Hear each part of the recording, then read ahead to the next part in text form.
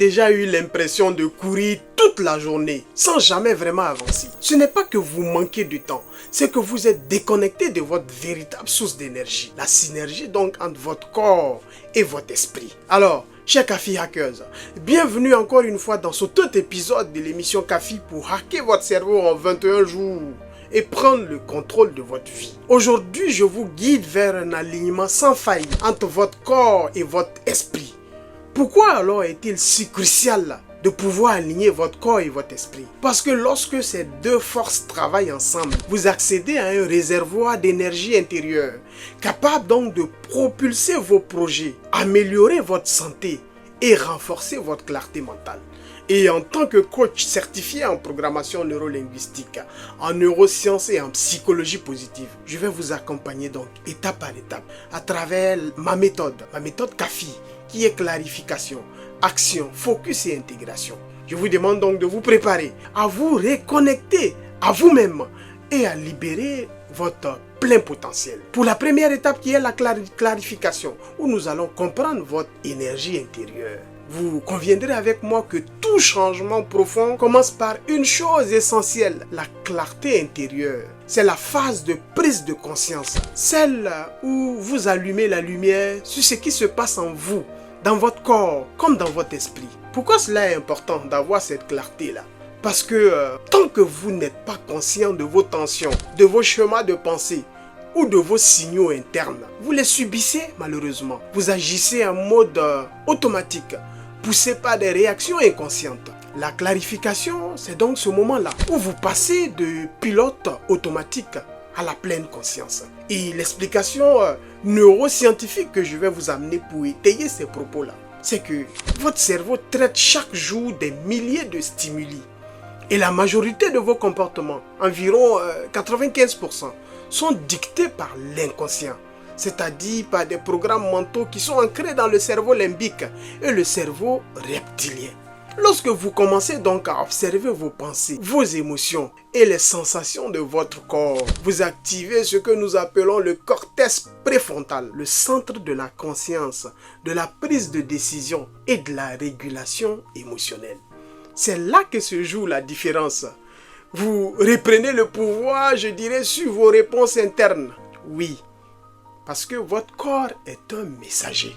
Chaque tension, chaque douleur, chaque fatigue n'est pas un simple hasard. C'est plutôt des signaux de votre système nerveux autonome qui vous indiquent un déséquilibre quelque part. Par exemple, un stress chronique va activer en vous en permanence votre axe hypothalamo-hypophyse surrénalien, responsable donc de la libération du cortisol, l'hormone du stress. Et tout de suite, résultat, il y a une certaine inflammation, la fatigue, troubles digestifs, difficulté de se concentrer. Mais aujourd'hui, avec la méthode Kafi, la bonne nouvelle, c'est que tout peut changer dès que vous commencez à vous écouter vous-même. Et l'exercice que je vais vous donner pour cette première étape de clarification là, un exercice à faire sur 1 à 2 minutes, c'est que je vais vous inviter à faire une pause, à fermer doucement les yeux et prenez une grande inspiration, puis expirez lentement. Maintenant, posez-vous cette question intérieure. Oui, c'est très important de se poser des questions. Qu'est-ce que je ressens vraiment en ce moment dans mon corps, ici et maintenant? Posez-vous cette question-là. Balayez votre corps mentalement, des pieds jusqu'à la tête. Et oui, ressentez. Ne faites aucun jugement, juste ressentez. Accueillez ces tensions-là, les inconforts que vous ressentez dans vos organes, les zones neutres ou les zones encore qui sont agréables. Observez aussi les pensées qui passent dans votre esprit. Est-ce que vous êtes agité? Est-ce que vous êtes calme? Est-ce que vous êtes préoccupé? Cette simple observation est le début, je dirais, de votre transformation. Alors, pour cette première phase de clarification là, je vous dirais tout simplement pour terminer. Quand vous vous offrez ce moment de connexion avec vous-même, vous créez une pause dans le flot du mental là. Vous commencez donc à rétablir le dialogue entre le corps et l'esprit. Et c'est précisément cette conscience corporelle et émotionnelle qui vous permet ensuite d'agir avec plus de clarté, plus d'intention et également plus de justesse. Une fois que la clarté est établie, je vous invite donc à passer avec moi à la deuxième phase qui est la phase de l'action. Où est-ce que nous allons libérer l'énergie stagnante en nous par le mouvement conscient. Je dirais tout de suite que la conscience, c'est le point de départ, mais c'est l'action qui va nous amener vers la transformation. Une fois que vous avez pris conscience de vos sensations et de votre état intérieur, il est essentiel d'engager votre corps dans le mouvement. Pourquoi? Parce que l'énergie ne circule que lorsqu'il y a du mouvement. Elle s'amplifie quand vous la mettez en action. Sinon, elle va stagner, elle va se figer et finit donc par devenir une tension, une fatigue ou un mal-être. Le cerveau et le corps ne sont pas séparés. D'ailleurs, dans les neurosciences, on parle de boucle corps-esprit. Chaque geste, chaque respiration, chaque posture envoie donc un signal puissant au cerveau qui va alors adapter l'état émotionnel et psychologique. Par exemple, bouger consciemment stimule donc le cortex moteur, mais active aussi le système que j'aime bien, le système dopaminergique lié à la motivation et à la récompense. Cela explique d'ailleurs pourquoi une simple marche ou quelques étirements peuvent suffire à améliorer l'humeur et la clarté mentale.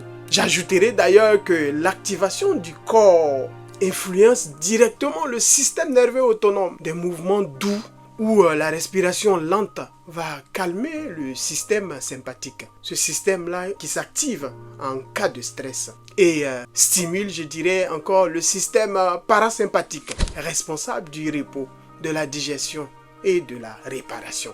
C'est dans cet état-là que votre énergie se régénère. Je vous dirais alors d'avoir cette pratique-là pour activer votre énergie intérieure. Mettez-vous en mouvement. En plus de cela, je vous dirais d'avoir cette posture-là ou cette habitude-là de pratiquer la respiration consciente. Et encore l'exercice de cohérence cardiaque, où vous allez fermer les yeux. Vous allez inspirer profondément pendant 4 secondes. Vous retenez votre souffle 2 secondes. Puis vous allez expirer lentement sur 6 secondes. Répétez par exemple ce cycle-là 5 fois dans la journée si vous pouvez. Ce type de respiration va donc synchroniser votre rythme cardiaque, votre respiration et vos ondes cérébrales. Il vous permet en réalité d'avoir un état de calme, de centrage et d'équilibre émotionnel. En plus de cela, toujours dans la phase d'action, vous pouvez également adopter la visualisation régénérante. C'est que vous vous asseyez confortablement. Vous imaginez une lumière dorée ou une lumière bleue descendant du sommet de votre tête jusqu'à vos pieds. Elle circule lentement dans votre corps, s'arrêtant sur les zones tendues ou fatiguées, qu'elle nettoie, apaise et régénère.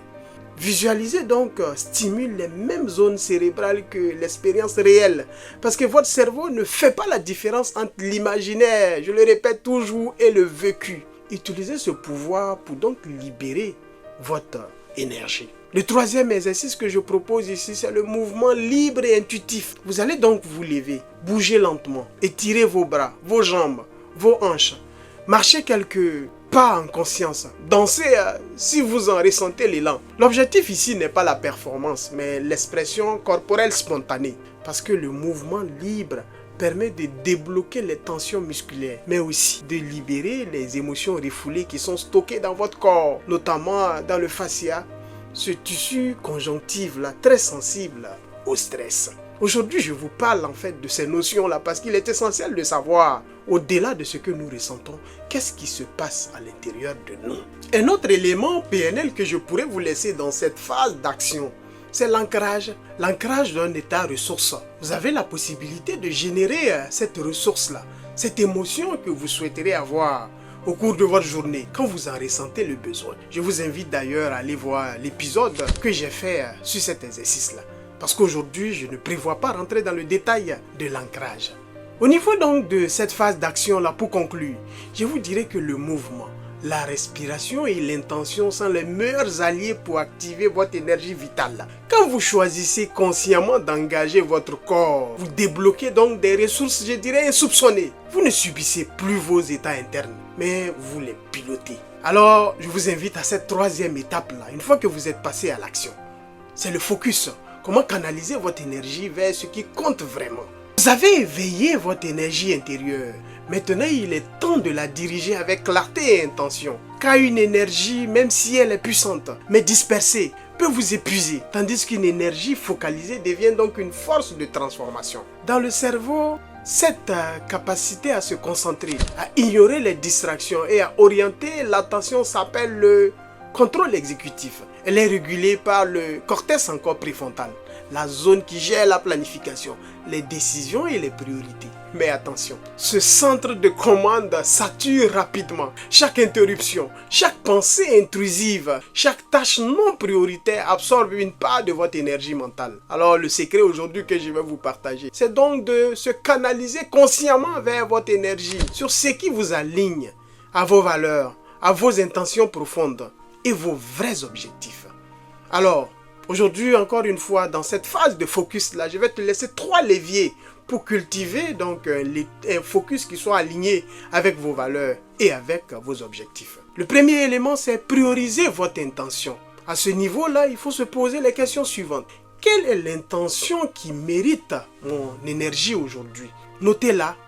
Gardez-la en tête comme un phare, je dirais, parce que le cerveau adore les directions claires. Une intention définie va donc réduire la charge cognitive et va renforcer la motivation et orienter vos choix.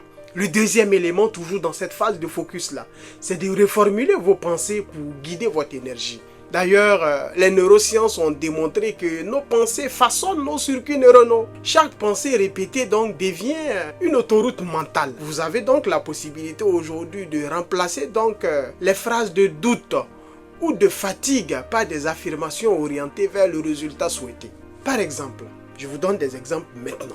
Au lieu donc de « je suis trop fatigué pour avancer », vous pourriez par exemple choisir de dire ceci: « Je choisis de respirer et d'agir à mon rythme et avec clarté ». Ce simple recadrage-là va activer la neuroplasticité de votre cerveau et réorganise donc vos circuits internes vers plus de puissance et de calme. Le troisième élément aussi, c'est créer cet environnement de concentration. Fermez les boucles mentales.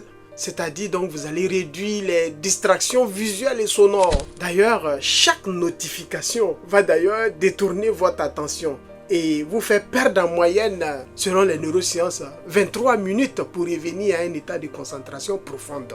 C'est une étude de l'université de Irvine que vous pourriez aller voir. Protégez donc votre cerveau mental comme un jardin secret. Évitez les distractions. Et vous pourriez également pratiquer des exercices de recentrage. Le rituel des 3 priorités, où vous allez fermer les yeux. Vous allez prendre des respirations profondes. Oui, la respiration, elle est très importante parce qu'elle permet de se détendre. Demandez-vous, quelles sont les 3 actions qui auront aujourd'hui le plus d'impact sur mon bien-être ou mes objectifs? Notez-les. Engagez-vous à les réaliser avec attention, sans vous disperser. Cet exercice, en réalité, va vous permettre d'aligner votre énergie avec ce qui est réellement important ici pour vous. Il vous rend acteur de votre direction intérieure. Et pour couronner tout ça, je vais vous laisser avec une astuce PNL pour ancrer le focus. Créez un ancrage pour le focus en choisissant donc par exemple un son, une musique, un parfum ou une posture spécifique que vous utilisez chaque fois que vous entrez en mode concentration. Oui, parce que comme je l'ai dit, le cerveau crée à chaque fois des autoroutes neuronales. Vous avez la possibilité justement d'associer les stimuli à vos états internes parce que le cerveau va associer ces stimuli-là et vous permettre justement de pouvoir faire des programmations. Et avec la répétition, vous allez donc conditionner littéralement votre système nerveux à entrer dans un état de clarté mentale dès que ce signal est présent. Alors pour conclure cette phase de focus là, qui est la 3e phase de la méthode CAFI, je vous dirais que le focus, ce n'est pas juste se concentrer, c'est choisir consciemment où placer votre attention, votre énergie et votre souffle. En maîtrisant ce levier, vous transformez chaque action en intention alignée et chaque journée en progression significative. La 4e et dernière étape, c'est l'étape d'intégration. Comment ancrer durablement la connexion corps-esprit? Je dirais que l'intégration, c'est l'art de transformer une pratique ponctuelle en une habitude qui est puissante et efficace. C'est là que tout prend sens, car la vraie transformation ne vient pas d'un moment fort, mais d'actions répétées, conscientes et alignées dans le temps. Les neurosciences parlent ici de neuroplasticité, la capacité du cerveau à se remodeler par la répétition. Plus vous répétez donc une action ou une pensée, plus vous allez créer de nouvelles connexions neuronales solides. Ce qui était par exemple un effort va devenir une seconde nature. Pourquoi donc cette intégration est essentielle dans ma méthode CAFI? Parce que sans intégration, l'énergie va retomber. Votre mental donc va reprendre le dessus. Les automatismes anciens donc vont reprendre le contrôle. Mais avec donc des rituels d'intégration, vous inscrivez en profondeur la connexion corps-esprit dans votre quotidien. Vous passez, je dirais, de la pratique occasionnelle à une identité qui est incarnée. Vous devenez donc une personne qui est alignée, une personne qui est centrée et une personne qui est énergétiquement libre. Aujourd'hui donc, dans cette phase d'intégration-là, 3 astuces donc que je pourrais te donner pour te permettre de mieux intégrer la connexion corps-esprit dans ton quotidien. C'est vraiment la première étape de créer une routine d'ouverture de la journée. Tu pourrais par exemple commencer chaque matin avec 3 gestes assez simples qui vont donc activer la présence corps-esprit. Par exemple, la respiration consciente. Donc justement, le fait également de faire cette respiration-là pour détendre, pour scanner, pour écouter ton corps. L'autre chose aussi, c'est vraiment les mouvements doux et des étirements que tu pourrais faire chaque matin. Et aussi, en plus de ces 2 éléments-là, tu ajouterais une intention positive du jour. Je dirais que cette routine matinale va te permettre d'envoyer un signal assez clair à ton système nerveux. Tu pourras par exemple dire aujourd'hui je choisis la clarté, la vitalité et la conscience. Vous pourriez également en deuxième astuce pratiquer l'écoute corporelle en pleine journée parce que notre corps parle.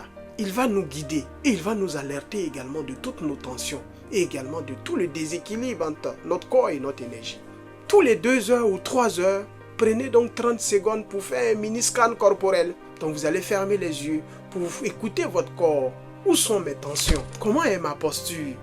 Ai-je réellement besoin de respirer, de m'étirer, de faire une pause? Cette habitude-là va activer le système parasympathique, celui donc du calme, de la régénération.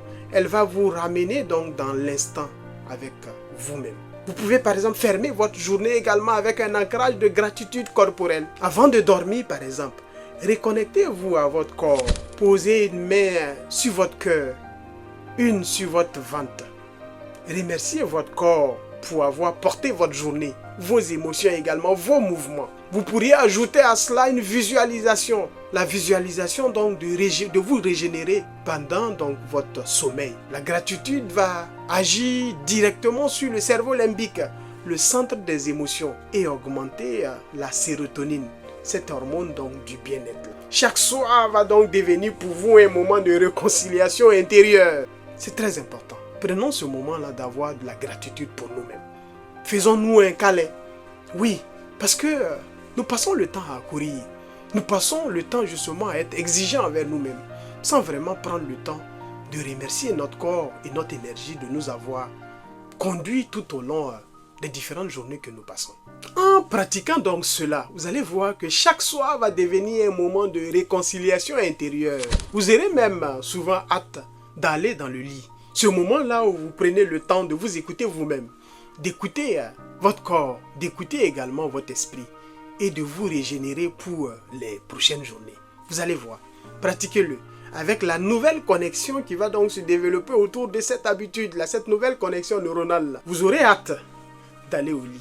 Alors pour conclure cette étape d'intégration-là, je dirais que l'intégration c'est la dernière étape de la méthode CAFI, mais aussi le début d'un nouveau style de vie, un style fondé sur la conscience, le respect de votre rythme naturel et l'alignement entre ce que vous ressentez, ce que vous faites et ce que vous êtes. C'est là que l'énergie ne fait plus que circuler, elle va rayonner, elle va briller. Et oui, vous avez la possibilité de le faire avec l'ensemble des étapes ou des exercices que je vous ai partagés dans cet épisode-là. Alors pour conclure, je vous dirais que reconnecter votre corps et votre esprit, c'est reprendre le contrôle de votre énergie, de votre clarté et de votre bien-être. Grâce donc à la méthode CAFI, clarification, action, focus et intégration, vous disposez maintenant d'un outil concret pour vous réaligner chaque jour. Et n'oubliez jamais, votre énergie est votre source la plus précieuse. Prenez-en soin, honorez-la et activez-la. Merci donc d'avoir partagé ce moment avec moi. Si vous avez aimé cet épisode-là, likez, partagez et commentez. Ça va me donner également de l'énergie pour le prochain épisode. Je vous dirai merci également et surtout restez connectés pour le prochain épisode. Encore une fois, qui sera un épisode de valeur dans votre parcours de transformation avec la méthode CAFI. Sur ce, je vous dis merci et à vendredi prochain. Merci.